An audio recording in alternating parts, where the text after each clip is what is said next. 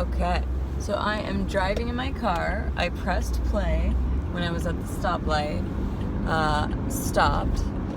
So, for the record, I am not touching my camera. So I am on my way to work right now, and there's a lot of traffic. This is pretty much everybody's daily routine, right? Unless you take the bus, but still, if you take the bus, you're still sitting. So we spend a lot of time sitting, we spend a lot of time in our cars, and the way that the body works is we've got this amazing system, and we've got many systems of the body, but they all work together really well, and they're supposed to talk to each other and communicate. And then we've got this system that controls all of those systems called our brain. And we actually are mostly in charge of our brains, but not always.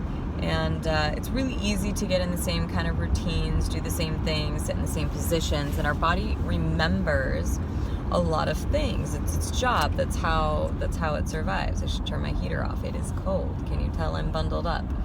So when we're in our car, we aren't really moving, and the postures that we're practicing, especially if you're in traffic and it stresses you out, and maybe you don't have the best routine yet as far as what you do when you're in your car.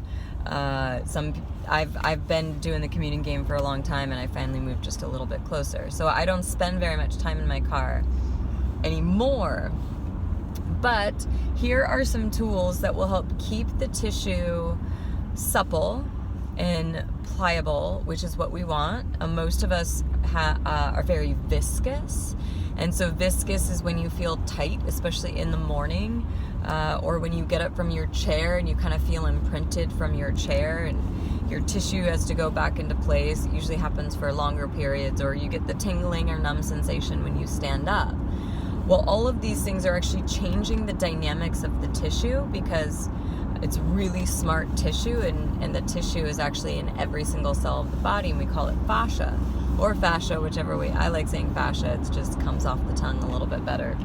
But if you notice right now, I'm in this seated position. Now, the ergonomics of your sitting we can go through in another video.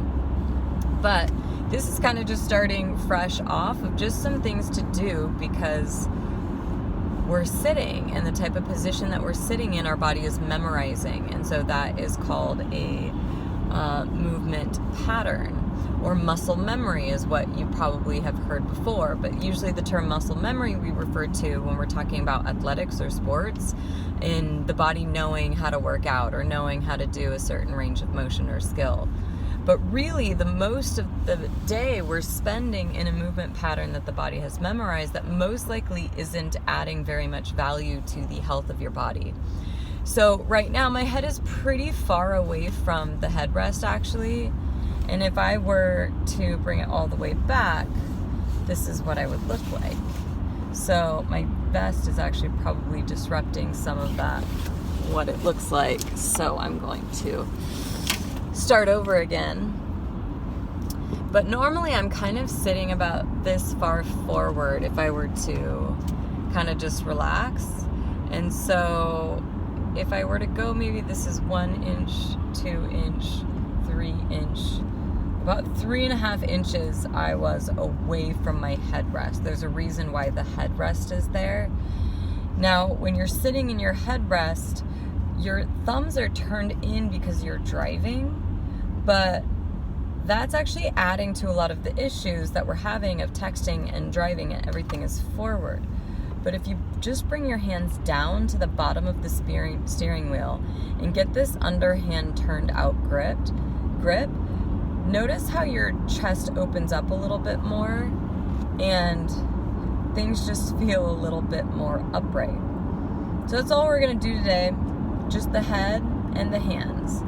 And you'll notice pretty much all the time, I work at it every day, and I always notice that I'm sitting way far forward, especially if I turn and look, and then I don't settle all the way back. So those are just some fun tools. Get the tissue in alignment. Be aware that we need blood flow going to the head, and the longer that we're in a forward head position, which is where most of us are, these sternocleidomastoid muscles, they get really tight and short, but they're not meant to hold the head 3.5 for me ish, probably more, 3.5 inches forward unless I'm actively correcting. So it's every inch the head goes forward, we double the weight of the head. And so if I'm 3.5 inches forward, let's just round up and say 4, and let's say my head weighs 10 pounds. Now I'm holding 40 pounds consistently away from the alignment of my spine. That's like having a bowling ball on a golf tee.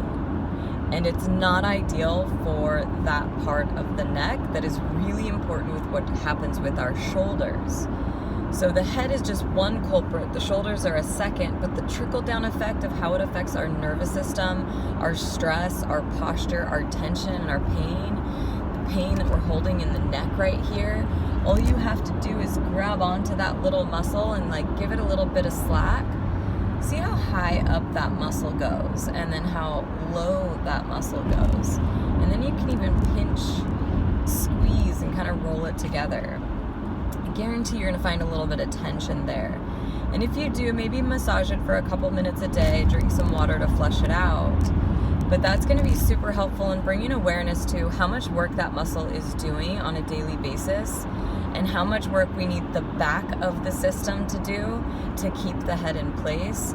But our brain is the key in all of this, because if our brain isn't even aware that we're out of this postural position, then we're not even conscious of the damage that is being created, or why you get headaches, or your neck hurts, or your body hurts, or you just feel fatigued and exhausted and maybe can't recover or sleep well, and it starts to disrupt your everyday life. But then what's going to start to happen over time is we're getting these humps on the back of the neck there, because it has to fulfill the demand that we're placing on it.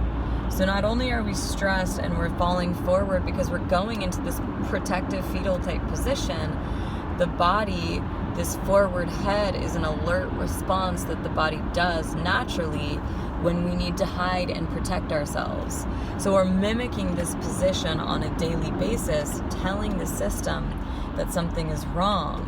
But then we're also compressing the chest and closing down the tissue, which means that we can't actually breathe and expand and open the chest, and the ribs can't move. So everything just feels like it's in fight or flight, which is constantly telling the body that we're in danger. Not to mention all the other things in our lives that we're creating and thinking of and spinning about, of all the ways that things could go wrong or right and how that's going to happen. We spend a lot of energy creating this viscosity, this lack of flow, this lack of movement, and it's translating to all of the other areas of our lives. And these 2 tips will change your life drastically, because it's going to change the way that your body remembers the pattern. And the pattern is what's important. We want to remember a really good pattern that supports movement and flow and doesn't cut circulation off to the rest of the body, which tells the brain we are going to die. And that's the extreme version, but that's our reality. So remember just the 2 tips. Bring the head back. Almost feel like you're trying to touch the neck to the back of the headrest. It might give you a double chin, and that's okay. It will elongate over time. And then just rotate the hands down to the bottom of the steering wheel. And then you'll notice, because I'm always doing it, and then I'll check myself. So we always have to check ourselves. And then that's the movement pattern, the brain telling the muscles to move the bone, and the fascia is what's holding everything together. So that's the most important communication that it needs to flow throughout the body. I hope you have, and know you will have, an amazing and incredible day.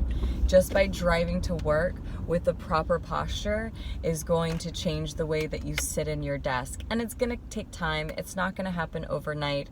Give yourself that grace. But just start being aware and observing what your body is doing and what you're telling it to remember. Have a great day. Bye.